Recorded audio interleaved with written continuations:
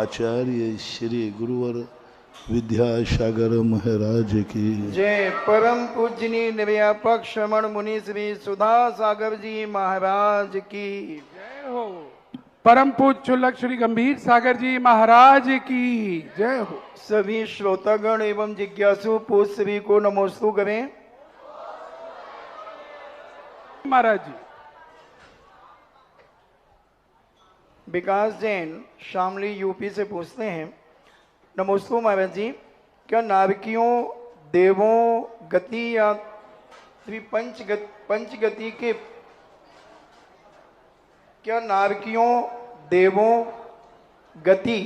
या त्रिपंच गति के त्रियंच गति के गतिबंध के विषय में मनुष्य गति के जीव की भांति गतिबंध के संबंध में त्रिवली का प्रावधान है क्या? त्रिवली का सभी जीवों का है, चाहे वो निगोदिया जीव हो, चाहे विकलत्रय हो, चाहे चींटी हो, मकोड़ा हो, पशु पक्षी हो, नारकी हो, सबका है।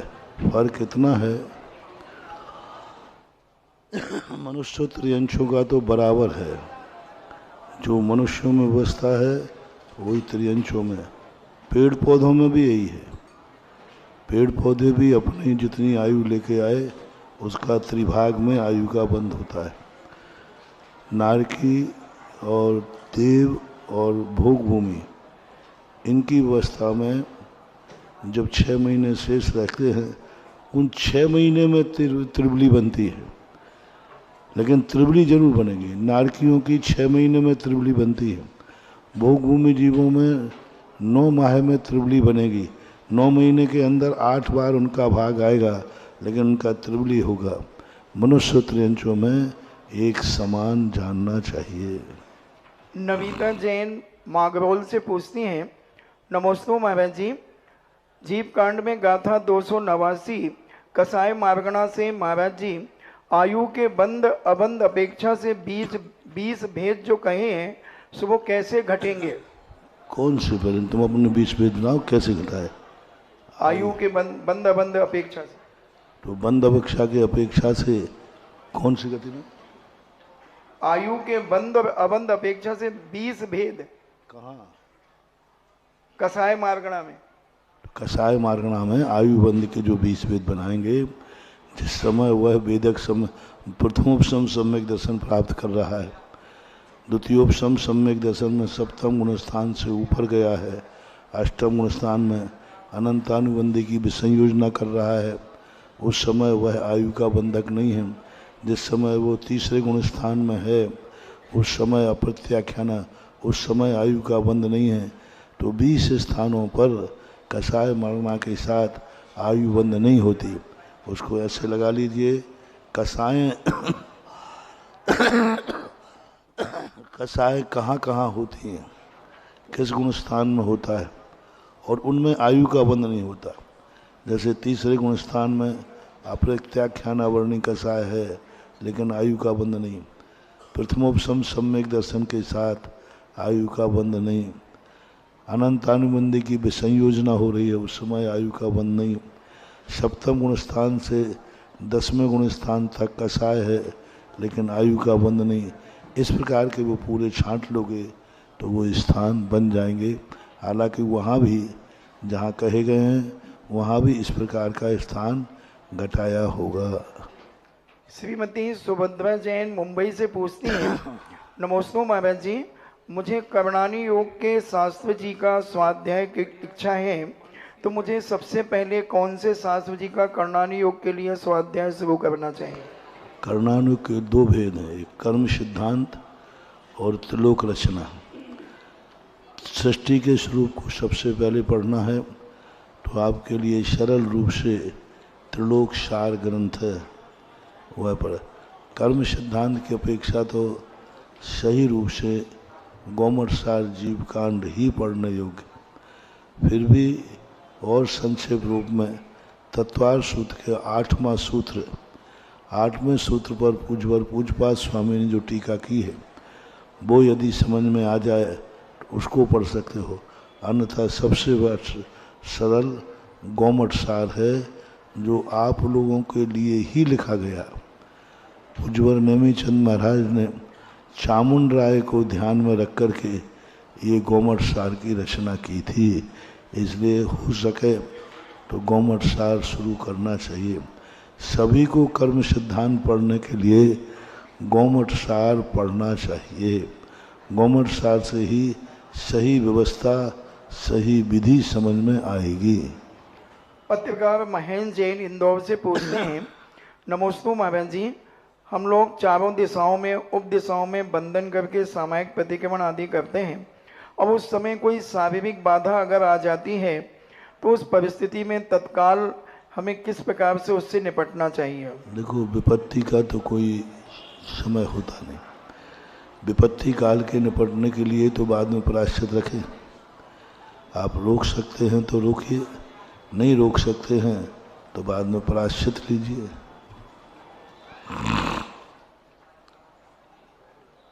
BL जैन जबलपुर से पूछते हैं, नमोस्तु महाराज जी, सौधर्म में इंद्र ने पौष्टिक कर्म कर बड़े समारोह के साथ जन्माभिषेक की विधि समाप्त की।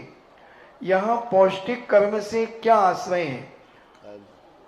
सौधर्म इंद्र भगवान का जन्माभिषेक करता है तो कह रहे आदि पुराण में 301 पेज पर लिखा है कि पौष्टिक कर्म करके, पौष्टिक कर्म का क्या मतलब है? पौष्टिक कर्म के संबंध में वहाँ आगे पीछे बोलो। कई बार शब्द क्या पौष्टिक तो यानी समीचीन भी होता है, पौष्टिक यानी उत्कृष्ट भी होता है, पौष्टिक यानी अच्छी तरह से भी होता है। अब आगे पीछे का प्रसंग पढ़ो कि वो पौष्टिक शब्द किस में रूप में आया है। 2-4 लाइनें आगे पीछे पढ़ोगे तो उसमें वही पौष्टिक शब्द मिल जाएगा। इन्हीं का दूसरा प्रश्न है छोटा सा, क्या तीर्थंकर भी विक्रिया करते हैं क्या? तीर्थंकर भी क्या विक्रिया करते हैं क्या? नहीं, तीर्थंकर कदापि विक्रिया नहीं करते। चलिएगा, जिज्ञासा समाधान में आप सभी का स्वागत है। जिज्ञासा समाधान को आप देख रहे हैं जिनवाणी चैनल के माध्यम से, आदिनाथ चैनल के माध्यम से, और इसके अलावा YouTube के पुण्योदय चैनल और सुधा कलश चैनल के माध्यम से। और आज पुनः देश इंतजार कर रहा है। समय सार का ये पखवाड़ा चल रहा है और समय सार का आनंद जहां आप लोग ले रहे हैं, वहीं पूरा देश आपके मुख से जब समय सार की गाथाएं सुनता है और जब पूज्य श्री आपका टेस्ट लेते हैं और आप सुनाते हैं तो आनंदित होता है। उसी कड़ी में हम कुछ नाम लेने जा रहे हैं, लेकिन उससे पहले हम उन लोगों के नाम लेंगे जिन्होंने आप सभी को प्रोत्साहन राशि हमें यहाँ पर भेजी है। 2-3 नाम हम रिपीट कर रहे हैं क्योंकि कल संभवतः किसी चैनल में वो नाम नहीं सुनाई पड़े थे। हम दोबारा वो 2-3 नाम बोलेंगे। 2100 रुपये डॉक्टर वंदना जैन, मुरादाबाद दर्शन, ये है ग्वालियर। और 5100 रुपये प्रियंका जैन, ज्वालापुर हरिद्वार। और इसी के साथ 11,000 रुपये सुनील जैन, मधु जैन, मुदित जैन, शामली यूपी। ये वो 3 नाम हैं जो कल संभवतः रिकॉर्डिंग में नहीं सुनाई पड़ पाए थे और उसके बाद जो नए नाम आए हम पढ़ रहे हैं। 3100 रुपये Nancy Jain, Sandhya Jain, Bajaj new cloth store and family, Narsinghpur Madhya Pradesh. 11,000 रुपये जियान साधना चक्रेश, आशीष गुंजन जैन, ग्वालियर। 2100 रुपये सविता जैन, बिलासपुर छत्तीसगढ़। 15,000 रुपये श्री मोतीलाल जी गुड़माला जैन परिवार, जामडोली वाले, राजगढ़ अलवर राजस्थान। 11,000 रुपये अजय कुमार पूर्णिमा जैन, उज्जैन। 11,000 रुपये ब्रह्मचारिणी नीति दीदी खारघर मुंबई 11,000 रुपए, इंद्र कुमार, महेश कुमार, अशोक कुमार जैन, अशोका इलेक्ट्रिकल्स 11,000 रुपए। ये मैं दोबारा बोल रहा हूं, विजय रश्मि जी मोदी, अंकुर कॉलोनी सागर और 11,000 रुपए श्रीमती मौसमी सत्येंद्र वास्तु अहमदाबाद 103 उपवास के उपलक्ष्य में। बहुत बहुत साधुवाद इन सभी को जिन लोगों ने यहाँ पर इन बच्चों के प्रोत्साहन के लिए ये सब राशि दी है। और भी जो नाम आएंगे हम आपके मध्य अभी घोषणा करेंगे, लेकिन अब पूज्य श्री की अनुमति से आज 150 गाथाएं का नाम है जो 152 से 307 के मध्य पूछी जाएंगी और उस कड़ी में सबसे पहले पारस शास्त्री तैयार हो जाए। ये वो छात्र हैं जिन छात्रों को इस बार जो हम पढ़ा रहे हैं, इस बार हम 10 दिन के अंदर 150 गाथाएं 10 दिन में हम पढ़ाते हैं। तो इस बार जो हम 150 गाथा पढ़ा रहे हैं उनको अभी इन लोगों ने पढ़ाते हुए कोर्स को कंठस्थ किया है, तो उसके लिए परीक्षा है। नंबर से है,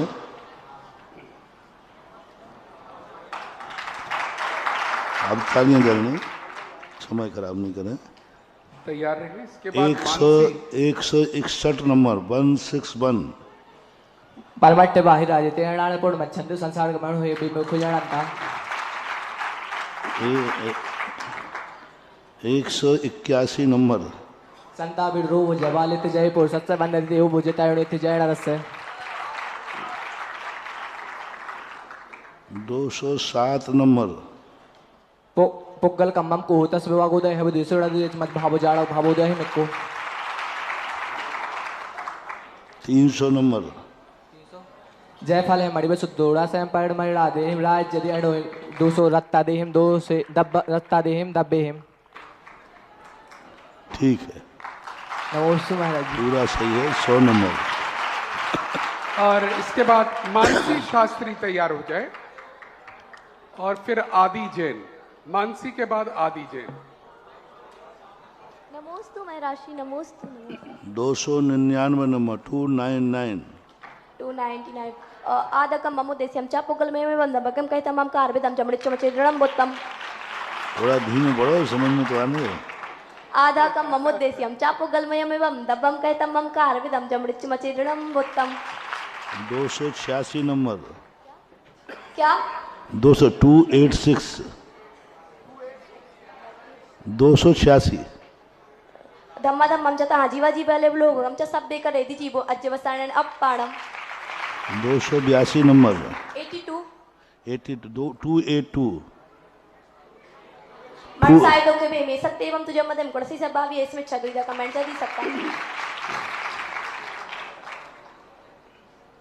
153 नंबर 153 153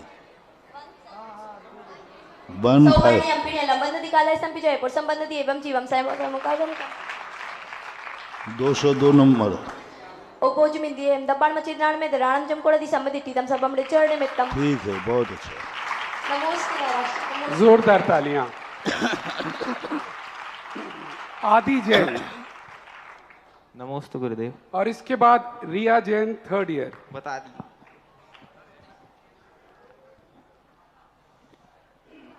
292 नंबर 292 मोक्षम असध्यहंतो अभिविशतो तुझो अधि एजे पाठोड़ करेत गम अभि असदहंत सडाणम तु 199 नंबर तेसिम हेतु भरिता अजवसाणानि सबदर सिंहि मिच्छतम अर्णानम अविरिद भावो यजो गोया 288 नंबर 288 जय संग जो जा संग कपवे अपोतक। हाँ ठीक है। जा संग कपवे अपोतक कामम कोड़दी असोय सोय जड़ियम अपसरु वारे दी जावण ही है पुरफुरई 190 नंबर 190 एदम तो अविवरीदम राणम जय्या तो होती जी वस तैयाण किंची को बदी अब तैयाण किंची को बदी तैयाण किंची को बदी भावम उपयोग शुद्धपा 194 नंबर 294 आयारादीणाम जीवादिदर्शनम च विलेयम सजीवान रखा भड़दी चरितम दुबहारो। बहुत अच्छा, पूरा 100 नंबर से। बहुत सुंदर। और नमस्ते गुरुदेव, नमस्ते। रिया अरोरा, तृतीय वर्ष। नमोस्तु महर्षि।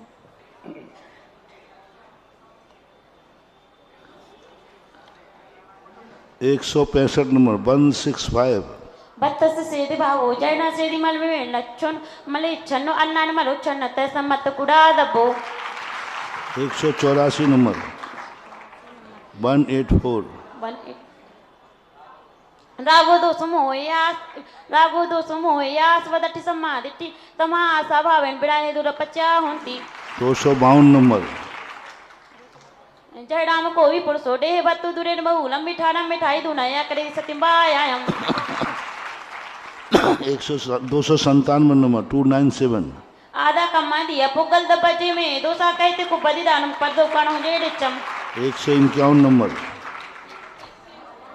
152 नंबर कम्मम सो हमको सीलम से कम्मम चावी जाने सो सीलम के हितम होदी सो सीलम जन संस पे बेसे दी। ठीक है, बहुत अच्छा। तुम्हारा नमो। और रिया बराइठा और इसके बाद अंशिका ललितपुर। नमोस्तु गुरुजी, नमोस्तु गुरुजी, नमोस्तु। सारी दुनिया कान खोल के सुनती जाए कि पंचम काल नहीं चल रहा, पंचम काल चल रहा है और क्षयोपम चौथे काल का दिख रहा है। सुनते थे अकलंग स्वामी एक पाठी थे, ऐसे एक कोट बीज बुद्धि आती है। कोट बीज बुद्धि का अर्थ होता है एक छोटा सा भी अक्षर उनको ज्ञान में आ जाए, अकेला आ बोल दो तो पूरा ग्रंथ बोल देते हैं। ऐसे शतावधानी कहलाते थे कई लोगों के थे। तो ये बच्चे लोग भी देखो नंबर गाथा नंबर से और आगे पीछे ऊपर नीचे कैसा भी पूछ रहा हूँ तो वह बता रहे हैं। इसलिए आज भी ऐसी बात नहीं है, आज भी क्षयोपम है। हम क्षयोपम का उपयोग करते नहीं, करवा नहीं पाते हैं। यहाँ क्षयोपम का और यही क्षयोपम इनके पास था, लेकिन संस्थान में आने के बाद इनको पता चला कि हम भी इतने बड़े ज्ञानी हैं। नहीं तो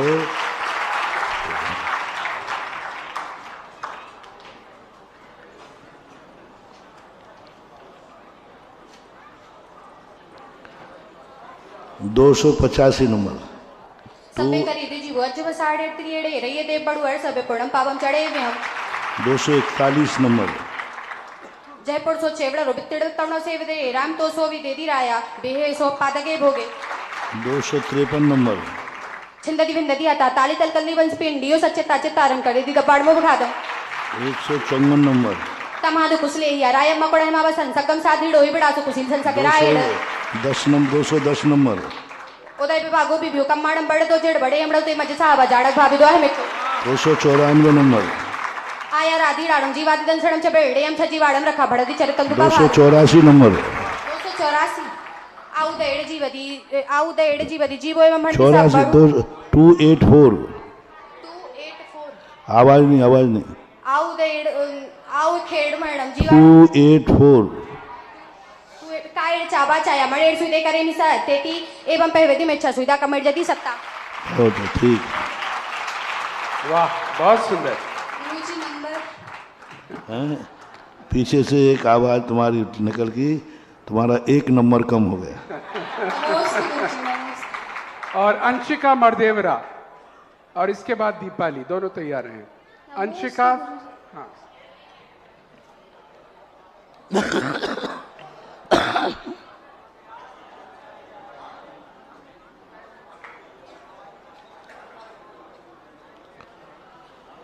एक 188 नंबर 188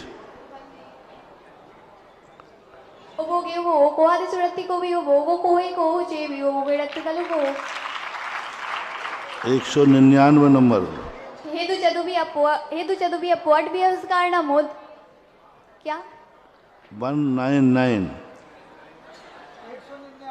100 हेदू चदू भी अपू तेसे मेदू बड़िदा जब साराणी सब दर्शी में छत्तमर नाणम और दिवाबू है जो गोयम 204 नंबर जय विष्णु जनता विद्या परिसरण मुवंती जय विष्णु जनता विद्या परिसरण मुवंती पोगल कम्मे सुदियम तय भुजंती डे बजदे रानी 299 नंबर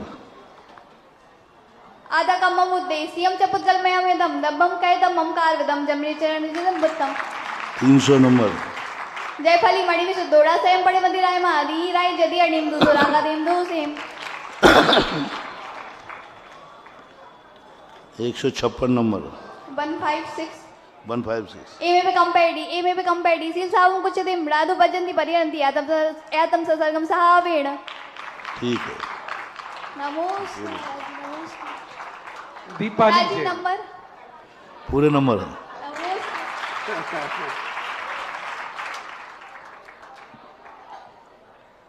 नंबर सभी के 100 हैं, लेकिन डिवीजन है। फर्स्ट है उनकी जो पूरा समय सार में सुनाया, सेकंड वो हैं जिन्होंने अक्षर से सुनाया, और थर्ड वो हैं जो इन लोगों में से नंबर से सुना रहे, और फोर्थ वो हैं जो अक्षर से सुनाएंगे।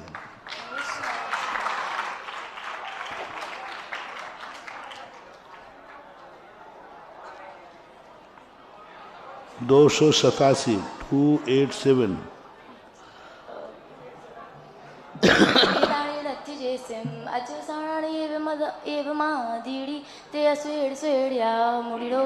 कम्मेड़ मुड़ी पंती 282 282 मर्साए दुख वे में सतेवम तो जमदेम कुड़सी सब्बावी ऐसे मिच्छा सब्बावी अवधि मिच्छा दुहिता कम्मेड़ जदी सत्ता 240 240 एमेव जीवी पुरिसो विषयतमण सेवदे कम्मरयम तो सो भी कम्मरायो दे दी स्वपाद के भोगे। ठीक है। 211 नंबर परमाणु मित्यम पिहु यारागादिडम तो विजयते जस परमाणु मित्यम पिहु यारागादिडम तो विजयते जस रवि सो जाड़ती अपाड़े तो सवागम धरो भी 195 नंबर 195 जो सब संग मक्को झाया दी अप्पाणम अप्पड़ो अप्पा रवि कम्मड़ो कम्मम चेदा चिंते दिए अत्तम 189 कौन सी 189 189 अज विसाण मित्तम जीव वजंती कम्मड़ा 189 अटवी अप्पे कम्मे एड़ो कम्मे चाविड़ थियो भोगो गम्मे कम्मड़ो कम्मम चाविड़ो अथी। ठीक है। नमस्ते मेरा श्री नमस्ते। जरा सभी मिलकर जोरदार तालियां। कितना सही कहा पूज्य श्री ने। ऐसा प्रतीत हो रहा है कि चतुर्थ काल चल रहा हो। पंचम काल में इस प्रकार से गाथाओं को याद करके बताना अपने आप में एक बहुत बड़ा आश्चर्य है। हाँ, अगला नाम क्या है? मेरे पास शायद नोट नहीं है। मेरा नाम दीपाली है। ठीक है। नमोस्तु गुरुदेव। हो गया? अच्छा, पूछना है। लास्ट है महाराज।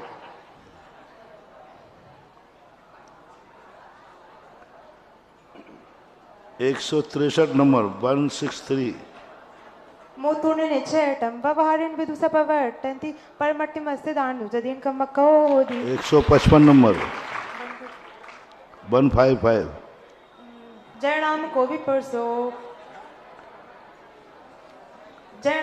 पुरुषो कुछ ही सिरंगणम व्यान तब बजेती तेने समय संसगम राय करणम चा 182 नंबर 182 पोदुडन रूप भोजा तब बंदिश जयवंती भोजा सत्तट व्या भूदा डाना वनादि भावे 203 नंबर 210 नंबर उदय विभागो विभो कमाण मणि तो जन वरेम ना धुते मच सहाव जानक बहु दुआ मिको 273 नंबर 277 273 बत्तम पड़ो जम पूर्ण अजब सालम तो होदी जी माणा 273 महादेवी जी मा वेमिया सत्य एवं तो जम मावेमि जीवावेम्या सत्यजम एकमजवसी दन्ते तम पाप बंधकम पुण्य से बंधकम होती। ठीक है। नमोस्तु गुरुदेव। जोरदार तालियां सभी के लिए। पूरे नंबर, पूरे नंबर।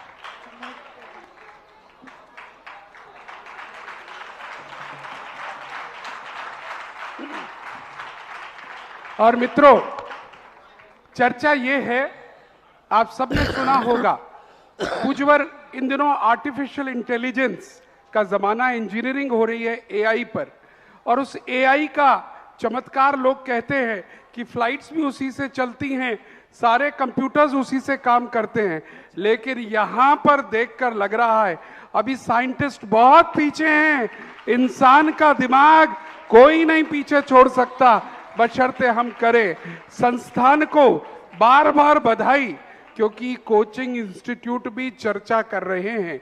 अगर ये तरीका हम अपने बच्चों पर अपना दें तो हमारे पास टॉपर्स की लिस्ट आ जाएगी।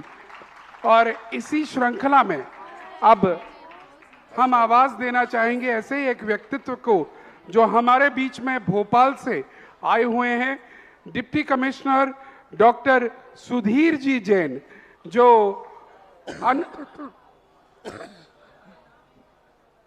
जो अनुशासनम करके एक संस्था है वो चलाते हैं, और जिसमें अनेक आईएएस आईपीएस की ट्रेनिंग दी जाती है।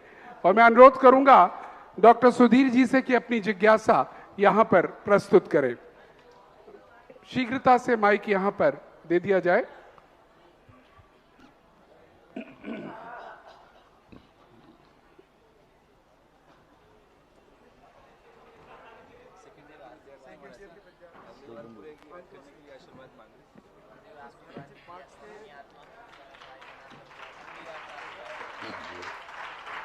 नमोस्तु भगवान, नमोस्तु भगवान, नमोस्तु भगवान।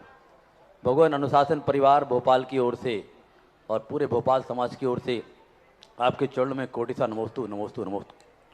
पूज्य श्री के चरणों में इच्छामी, इच्छामी, इच्छामी। भगवान, आज का ये दौर पिछले कई शताब्दियों में जैन दर्शन के लिए बेहद कठिन दौर है। हमारे जनायतनों, हमारे श्रवणों और हमारे संस्कृति के सारे आयतनों पर अनेक आक्रमण रोजाना हम देख रहे हैं। भगवान, जो जिम्मेदार कर्णधार हमारे लोग हैं समाज के, जो बड़ी बड़ी कमेटियों में अपनी सेवाएं दे रहे हैं, चाहे कोई भी छोटा क्षेत्र हो या बड़ा क्षेत्र, भगवान वो लगातार प्रयास करते हैं, लेकिन उनके प्रयास सफलीभूत होते दिखाई नहीं देते। तो कई लोगों को ये लगता है कि हमारे देश की कमेटियां जो विभिन्न संस्थाओं के प्रमुख पदों पर बैठी हैं, वो अगर अपनी जिम्मेदारियां पूरी करती तो आज ये हालत ना होती।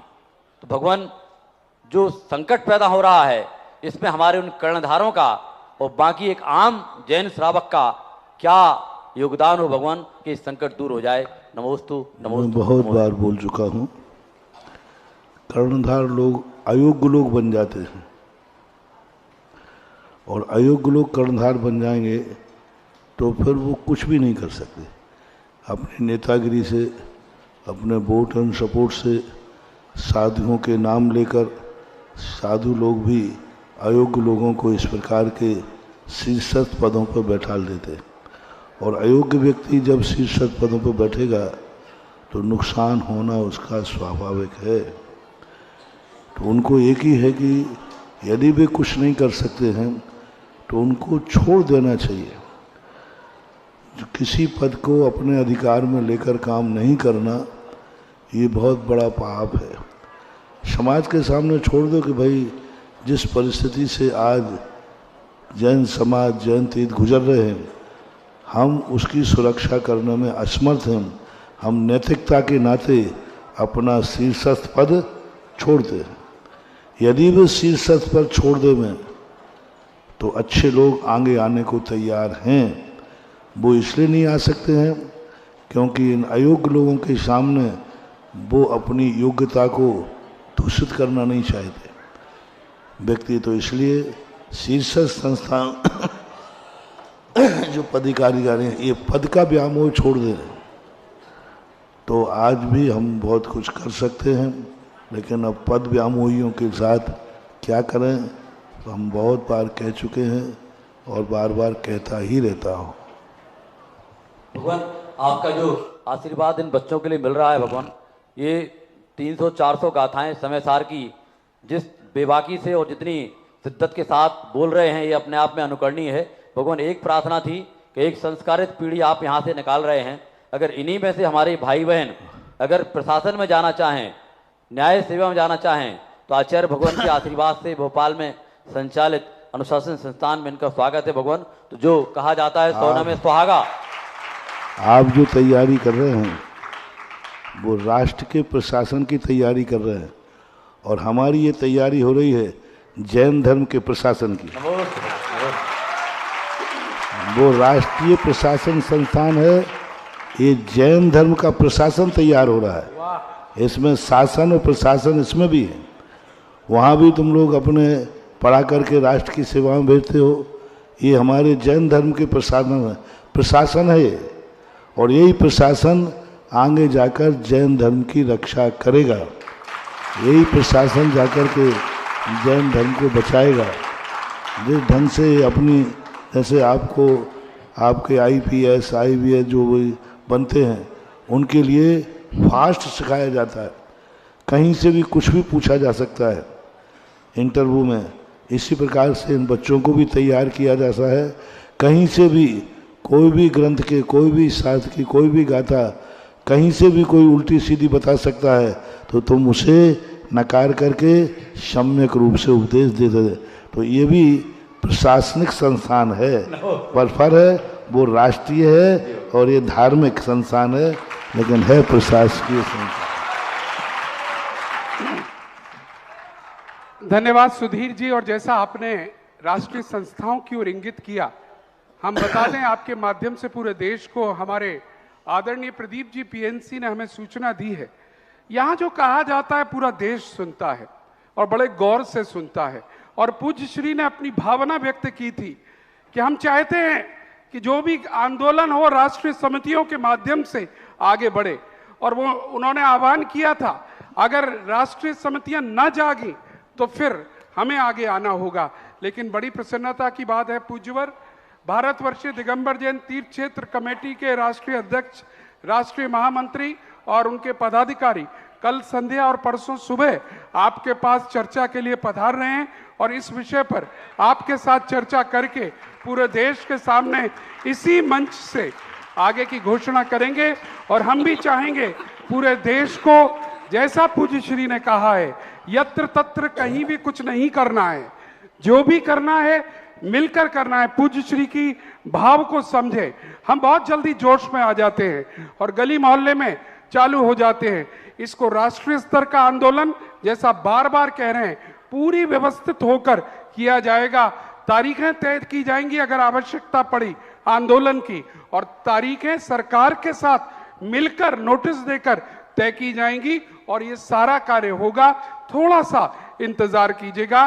पूज्य श्री ने कहा है तो आवाज तो खाली जाती ही नहीं है। आइएगा, अब प्रारंभ करते हैं आज आपके जिज्ञासाओं से, और सबसे पहले आवाज देंगे फर्स्ट ईयर के स्टूडेंट हर्ष जैन शास्त्री इंदौर को। आए और अपनी जिज्ञासा यहाँ पर प्रस्तुत करें, और इसके बाद तैयार रहें सोनम जैन शास्त्री थर्ड ईयर। ममाराध्य गुरुवर के चरणों में कोटिशाह नमोस्तु, छुलक जी के चरणों में इच्छामि। गुरुदेव, मेरा प्रश्न है कि समयसार जी ग्रंथ के रचयिता आचार्य कुंदगुन स्वामी ज्ञान प्राप्त करने के लिए विदेश क्षेत्र गए थे और उधर से वापिस भरत क्षेत्र आए थे, तो क्या ऐसा होना संभव है? और क्या हम लोग भी विदेश क्षेत्र जा सकते हैं क्या? आगम से जाने में तो बाधा नहीं, क्योंकि रिद्धियों के द्वारा, विक्रिया रिद्धियों के द्वारा इस प्रकार का उल्लेख मिलता है। यदि कोई रिद्धिधारी मुनिराज हैं, विद्याधर लोग हैं, वो विदेश क्षेत्र जाते हैं, भगवान की वाणी सुनते हैं।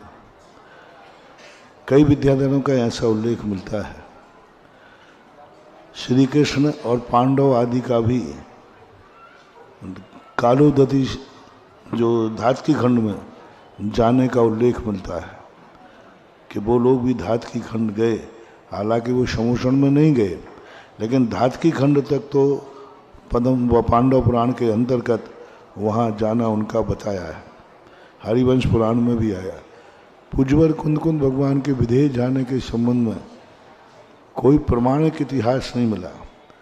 पूज्यवर जयसेन स्वामी महाराज ने पंचास्तिकाय की टीका में किंवदंती करके लिखा है। किंवदंती यानी ऐसी किंवदंती है कि कुंद महाराज विदेह क्षेत्र गए थे और वहाँ से उनको एलाचारी की उपाधि मिली थी। रास्ते में उनकी पिछी गुम जाने से आकाश मार्ग से जो देव ले जा रहे थे या विद्याधर ले जा रहे थे, तो पिछी गिर जाने से गिद्ध पिछी स्वीकार की। तो ये दो उल्लेख के संबंध में मिलता है, लेकिन किंवदंती शब्द का प्रयोग किया। तर्क की दृष्टि से सोचा जाए तो वहाँ जाना इनका संभव इसलिए नहीं बनता कि वहाँ की व्यवस्था और यहाँ की व्यवस्था में बहुत अंतर है। वहाँ जाने के बाद कौन व्यक्ति यहाँ लौट के आता, वहीं पर रह जाते क्या दिक्कत थी। लेकिन कोई कहे कि वहाँ के रहने पर व्यवस्था नहीं बनती, क्योंकि वहाँ 500 धनुष के जीव थे और ये 5-7 फुट के थे, तो वहाँ कीड़े जैसे ऐसे हाथ पर रख के दिखाया भगवान ये मनुष्य की आकृति का कौन सा कीड़ा है। तब भैया ये कीड़ा नहीं है, भरत क्षेत्र के महान आचार्य हैं। तो उस समय इलायची के समान छोटे समूषण में देखे तो सबने कहा एलाचार्य। एलाचार्य यानी छोटे आचार्य ऐसा उल्लेख मिलता है। कुल अर्वाचीन कहानियों में, अर्वाचीन शिलालेखों में भी उनको ये बात का उल्लेख मिला, लेकिन ये सारे उल्लेख 10वीं शताब्दी के बाद के, यानी 10वीं के उत्तरार्ध और 11वीं के, उसके पहले का कोई भी उल्लेख नहीं मिलता। दूसरी सबसे बड़ी बात, बार बार जिनेंद्र भगवान का नाम ले रहे हैं कि ऐसा, तो एक बार भगवान कह देते कुंद स्वामी मैं खुद साक्षात सिमंदर भगवान से यह ग्रंथ सुन करके आया हूँ। इससे उनकी कोई मान नहीं बढ़ रहा था, प्रमाणिकता हो जाती। जब बार बार ये कहते हैं जिनेंद्र भगवान ने ऐसा कहा, तो एक बार कहते थे सिमंदर भगवान ने ऐसा कहा और मैं खुद सुन के आया हूँ। इससे धर्म की प्रभावना होती, प्रमाणिकता होती। लेकिन पूज्यवर ने कहीं भी अपने ग्रंथों में सिमंदर भगवान या विदेह क्षेत्र का उल्लेख नहीं किया, बल्कि समय सार में ये और कह दिया शुद्ध केवली भणियम, मैं कौन सा वंदित तो शब्द सिद्धे दो ममल मनोवंगदम बहुत छामी समय पाहुण मृणमो शुद्ध केवली भणियम। अब शुद्ध केवली भगवान ने कहा है तो सिमंदर भगवान कह देते ना, जिनेंद्र भगवान ने जो कहा है वो मैं कह रहा हूँ। शुद्ध केवली कहना बता रहा है कि सिमंदर भगवान के समूषण में श्री भगवान महाकुंद स्वामी नहीं गए और उनके सुनने के बाद समय सार नहीं लिखा गया। तो ऐसा लगता है कि वो शायद नहीं गए हैं। एक अति श्रद्धा किसी के प्रति हो जाती है तो ऐसा भाव आता है, ऐसा लोग कह देते हैं। गुरुदेव एक और छोटी सी शंका है कि आध्यात्म शैली और आगम शैली में क्या अंतर है? अध्यात्म शैली में कल बताया था ना, अध्यात्म शैली में नए पद की प्रधानता होती है, उपादान की प्रधानता होती है, नए का आलम्बन लेके कथन करते हैं। सिद्धांतों में नए का आलम्बन नहीं लिया जाता। आगम ग्रंथ जो सिद्धांत है उनमें नए का आलम्बन नहीं किया, वहाँ सीधा सिद्धांत बताया जाता है। 11वें गुणस्थान में कसाई है तो कसायवान है, उसको 10वें गुणस्थान में तो कसायवान ही कहा जाएगा। लेकिन अध्यात्म ग्रंथों में कहा जाएगा नहीं, निश्चय नय की अपेक्षा से वो कसाय वहित है। तो इस प्रकार का सिद्धांत कानून को फिक्स करता है कि कानून यह है इनके कसाय है, बंद हो रहा है। अध्यात्म कहता है उनका अभिप्राय क्या है, सिद्धांत कहता है कि इसने इसका मर्डर किया है, अध्यात्म कहता है नहीं किया, मर्डर किया नहीं है, मर्डर हुआ है, उसने करने का भाव नहीं था। तो अध्यात्म ग्रंथ उस भावना को पकड़ता है कि उपादान को हम जितना ज़्यादा दोषों से बचा सकें वो बचाने का प्रयास करता है। और सिद्धांत ग्रंथ कहता है कि नहीं, दोष है तो दोष है, वह उसका बंधक माना जाएगा। ये दोनों शैलियों में अंतर। चलिएगा सोनम जैन शास्त्री,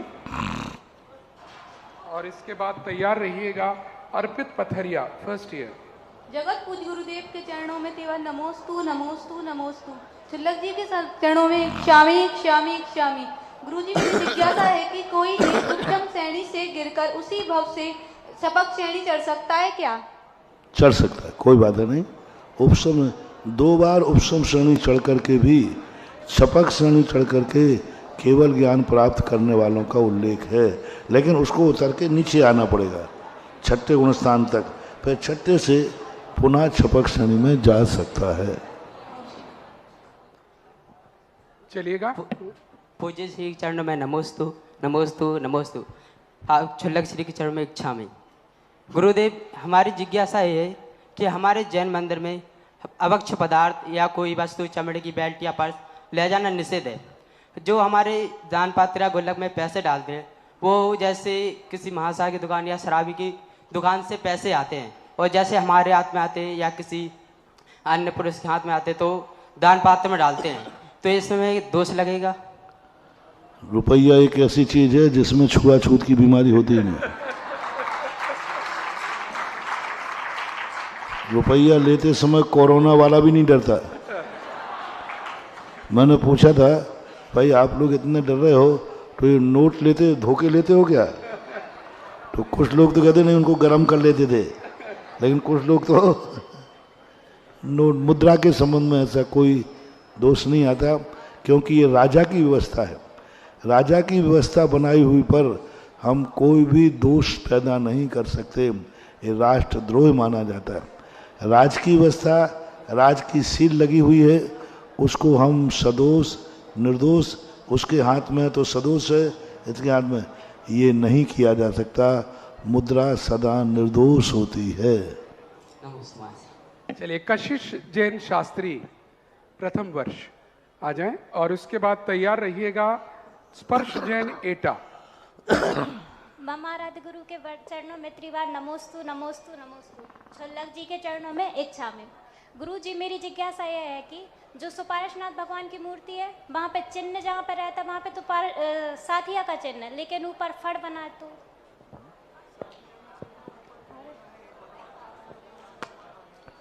नीचे क्या बना? साथिया। हाँ, तो सुपार्श्वनाथ भगवान पर भी फन का चिन्ह होता है, क्योंकि सुपार्श्वनाथ भगवान के ऊपर देव ने सर्प का रूप धारण करके उपसर्ग किया था। पारसनाथ का तो सर्प का फन धारण करके बचाया था, लेकिन उन पर उपसर्ग किया गया था, इसलिए शांतिया है और चिन्ह है, तो सुपार्श्वनाथ भगवान है।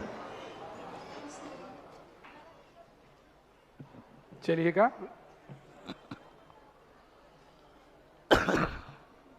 स्पर्श जैन नहीं है क्या? सौरभ मैनवार। सौरभ ये भी गए। पीयूष जैन सागर, क्या बात है। सृजन जैन फर्स्ट ईयर।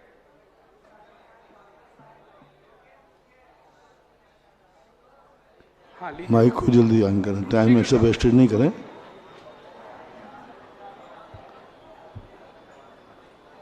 श्री दिगंबर जैन श्रवण संस्कृत संस्थान परिवार की ओर से गुरुदेव को नमोस्तु नमोस्तु नमोस्तु। छुल्लक श्री को इच्छामि इच्छामि इच्छामि। महाराज श्री, मेरी जिज्ञासा है कि जो जीवित मनुष्य है उसके शरीर के ऊपर कितने इंद्रिय जीव उत्पन्न हो सकते हैं? क्या पंचेंद्रिय जीव भी उत्पन्न हो सकते हैं? और अगर हाँ, तो वो हमें दिखाई क्यों नहीं देते? कैसे? शरीर में?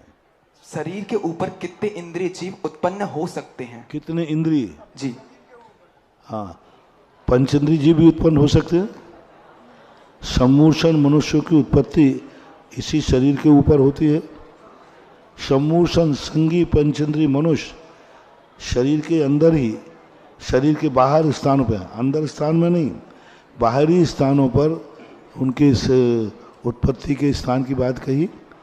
और रही बात विकलत्र आदि, तो विकलत्र भी उत्पन्न हो सकते हैं, ऊपर पंचेंद्री भी उत्पन्न हो सकते हैं। जितने सम्मूर्छन हैं वहीं सम्मूर्छन होकर चलने लगे। जैसे मान लो कोई कीड़ा है, कीड़ा उड़ करके आया और यहीं जन्म गया और जन्म के उड़ गया। अपने शरीर पर कितने सम्मूर्छन जीव ऊपर उत्पन्न होकर के मरते हैं। एक इंद्री, दो इंद्री, तीन इंद्री, चार इंद्री, पंचेंद्री, पसीना है और भी धूल आदि लगती है, इनमें जीवों की उत्पत्ति होती रहती है। सम्मूर्छन जीव रहेंगे पर वो, लेकिन महर्षि दिखाई तो देते नहीं हो। हाँ, दिखाई नहीं दे, क्योंकि उनकी अवगाहना इतनी छोटी होती है कि भी हमें दिखाई नहीं देंगे। लेकिन कुछ जीव दिखाई देते हैं ना, जैसे कहीं कहीं अपन को तुरंत खुजली चलने लगी, अभी नहीं चल रही थी, वहाँ कोई सम्मूर्छन जीव उत्पन्न हो गया है। जैसे अभी अपन सामान बैठे हैं और एकाएक यहाँ खुजलाने की बात आ गई, तो यहाँ पसीना था या कुछ था, वहीं सम्मूर्छन जीव उत्पन्न हो गया। अब वो सम्मूर्छन उत्पन्न होकर के हमारे देखने में भी आ जाता है। पर संगी पंचेंद्री को इतनी वैरायटियाँ हैं कि उनमें अपन नहीं पकड़ पाते कि संगी पंचेंद्री है या चौरेंद्री है। ऐसा अगर महर्षि उनका घात हो तो हमें पाप लगेगा कि नहीं लगेगा? बराबर लगेगा। घात तो बाद, घात में तो पाप लगेगा। इसलिए तो सावधानी पूर्वक ही शरीर की प्रवृत्ति की जाती है। पता तो लगता नहीं। इसलिए तो नहीं पता लगे, इसलिए हम लोग जब कमरे से बाहर निकलते हैं, जाते हैं, तो फिर शरीर का परिमार्जन कर लेते हैं। इसलिए परिमार्जन करते, वो हमें दिखते तो नहीं है लेकिन रह तो सकते हैं। चलिए, श्रीमती साधना जी जैन भोपाल आ जाए। श्रीमती साधना जी भोपाल माइक वहां पर पहुंचा दें। और इसके बाद तैयार रहें तन्मय जैन जबलपुर।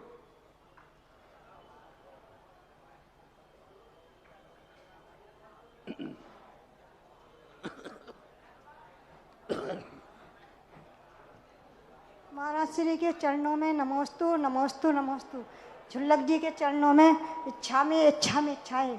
महाराज श्री, मेरा प्रश्न है कि कर्म, कर्म फल और कर्म चेतना फल में क्या अंतर है?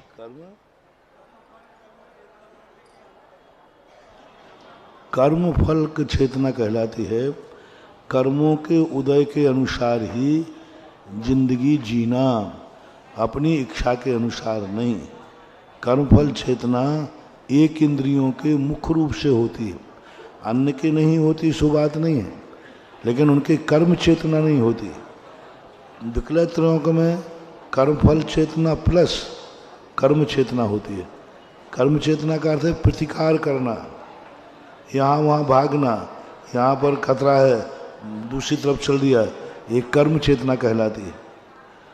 और तो ये दो चेतनाएं, एक इंद्रियों के कर्मफल और विकलत्रों से लेकर के जितने पंचेंद्रिय तक हैं, इनको कर्म चेतना होती है।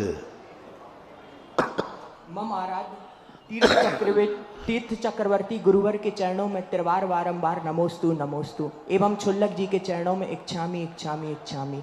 महाराज श्री, मेरी जिज्ञासा यह है कि प्राय अनेक बार सुनने को आता है कि सीता भी रावण की पुत्री है, तो एक किस अपेक्षा से कहा जाता है, और क्या जैन धर्म के ग्रंथों में इस संबंध में वर्णन प्राप्त होता है या नहीं?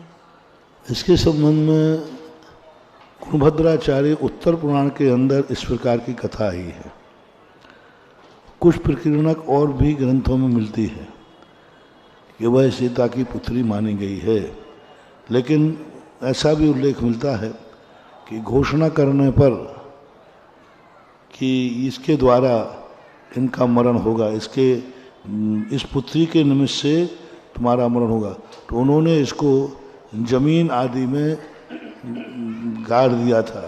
तो वहाँ विदेह क्षेत्र में, यानी ऐसे दूर जा कर के, विदेही कहलाते इसलिए, विदेह क्षेत्र में, विदेह क्षेत्र नहीं, तो जमीन में से जनक को प्राप्त हुई और जनक ने उनको लेकर के पालन पोषण किया, इसलिए इनका नाम जनक और विदेही पड़ा, जनक नंदी। ऐसी कथा मिलती है। लेकिन यह कथा को प्रभायमान नहीं है, मूल कथा नहीं है, उत्तर कथा के रूप में ऐसा उल्लेख है। प्रभायमान कथा में जनक जननी ही है। अहिंसा जैन शास्त्री प्रथम वर्ष है क्या? है क्या? पूज्य गुरुदेव के चरणों में त्रिवार नमोस्तु नमोस्तु नमोस्तु। क्षुल्लक श्री को इच्छामि इच्छामि इच्छामि। गुरुजी, मेरी जिज्ञासा यह है कि प्रोसत उपवास इस संबंध में और प्रोसत उपवास इस संबंध में जैन दर्शन और वैष्णव दर्शन में दोनों में कथाओं में व्यत्यास है। दोनों में यहाँ पुत्री के रूप में एक कथा मिलती है, तो अन्य दर्शनकारों में भी इसकी एक किंवदंती है कि वहाँ उसको दूसरे ढंग से मटके में कुछ स्थापित करके रखा गया वहाँ से। हाँ, तो उसके वहाँ पर बनाया, उसको फिर जमीन के अंदर गाड़ दिया गया, फिर उसमें से ऐसी एक कहानी मिलती है। तो वैष्णव दर्शन में भी इसके दो रूपों के संबंध में कथा है, लेकिन मुख्य रूप से जो कथा है वो जनक पुत्री के रूप में है। जैन दर्शन में भी दो मत हैं, लेकिन मुख्य रूप से जनक सुता के रूप में ही। किस ग्रंथ के अंतर्गत प्राप्त होता है कथानक? किस ग्रंथ के अंतर्गत प्राप्त होता है कथानक? उत्तर पुराण गुरुभद्राचार्य, उत्तर पुराण के अंदर मुनिसुब्रत नाथ भगवान। उत्तर पुराण में क्या है, 22 भगवानों का वर्णन है। महावीर स्वामी भी हैं, तो महावीर तेज आदिनाथ को नहीं है। जिनभद्र स्वामी ने महापुराण लिखा, जिनसेन स्वामी ने, और उत्तर पुराण लिखा उनके शिष्य गुणभद्राचार्य ने। उनमें 23 तीर्थंकरों का वर्णन है। उसमें जहाँ मुनिसुब्रत नाथ भगवान का वर्णन आएगा, वहाँ पर बलभद्र का भी वर्णन है। उस प्रसंग में आप पढ़ लेना। चलिए। नमस्ते गुरुदेव। गुरुजी, जब 12 व्रतों में प्रोस्तोबास शिक्षा व्रत धारण कर लिया है, तो प्रतिमा में पाल प्रोस्तोबास प्रतिमा क्यों ग्रहण की गई है? इन दोनों में अंतर क्या है? हाँ, ठीक है। प्रोस्तोबास में यहाँ शिक्षा व्रत के रूप में है, अभ्यास के रूप में है। अनिवार्य रूप से इसमें कभी कम बेसी भी हो सकती है, और वहाँ नियम से अनिवार्य रूप में हो गया, वो व्रत हो गया। यहाँ अभ्यास है, शिक्षा है। जैसे सामायिक भी शिक्षा व्रत है, लेकिन सामायिक प्रतिमा भी है। तो इस प्रकार के यहाँ शिक्षा के रूप में है, साधना के रूप में है, और वहाँ नियम से व्रत रूप में है, ऐसा माना। संकेत जैन पटना आइए, और इसके बाद तैयार रहिएगा। बाल ब्रह्मचारिणी प्रीति दीदी है क्या?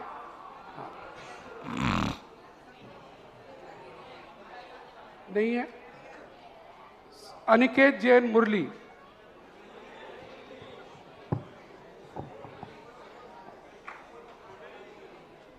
पूज्य गुरुवर के चरणों में त्रिवार नमोस्तु नमोस्तु नमोस्तु। मनश्री, मेरी जिज्ञासा ये है कि जब भी कोई श्रावक या श्राविका धर्म के क्षेत्र में आगे बढ़ना चाहते हैं, तो वह या किसी मुनिराज या किसी आर्य माता के पास जाते हैं, तो सर्वप्रथम उनके लिए ब्रह्मचार्य व्रत दिलाया जाता है, 1 साल, 5 साल, 10 साल या जो भी। तो महाराज, जब हम धर्म के क्षेत्र में आगे बढ़ना चाहते हैं, तो सबसे पहले ब्रह्मचार्य व्रत ही क्यों दिलाया जाता है? क्योंकि सारे दंड फंद उसी के अभाव में होते हैं। क्योंकि अब्रह्म एक ऐसी चीज है जो स्वयं के साथ नहीं, दूसरे व्यक्ति की जिंदगी जुड़ जाती है, और दूसरे व्यक्ति की जिंदगी जुड़ते ही तीसरे की जिंदगी जुड़ जाती है, फिर एक परिवार की संरचना हो जाती है, फिर उसके बाद धर्म करने की स्थिति नहीं बनती। अन्य पापों के किए हुए फल को क्षण भर में छोड़ा जा सकता है,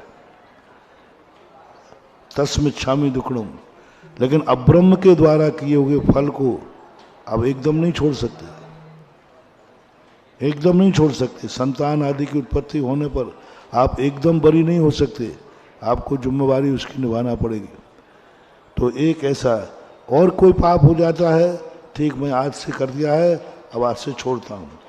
चोरों तक के लिए इतने खूंखार चोर थे, फिर चोरों ने चोरी करी और लेकिन 1 मिनट में उन्होंने स्वीकार कर लिया, सब चोरी माफ हो गई।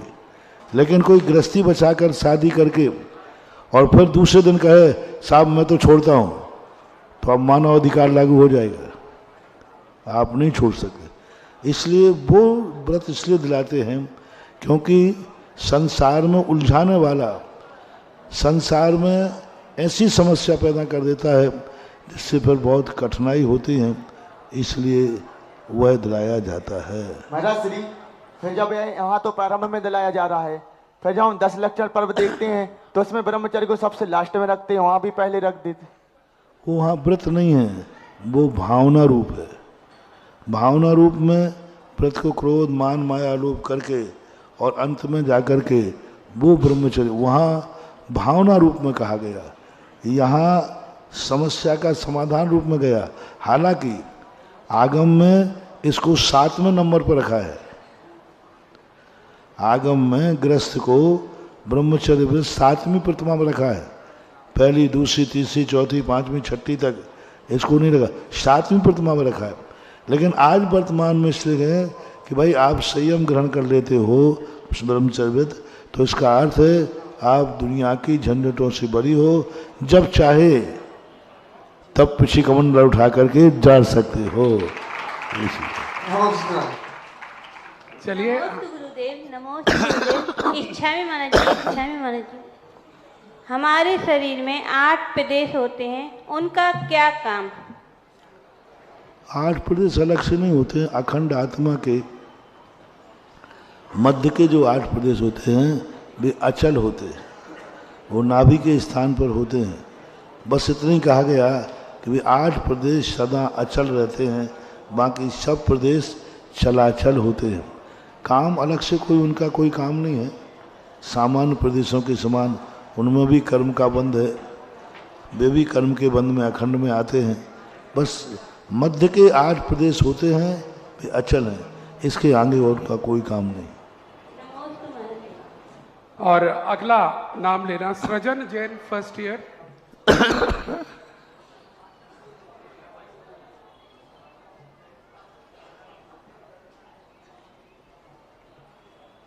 और इसके बाद तैयार रहेंगे सिमी जैन, सेकंड ईयर। मम उद्धारक गुरुवर के चरणों में नमोस्तु नमोस्तु नमोस्तु। छुल्लक श्री के चरणों में इच्छामी इच्छामी इच्छामी।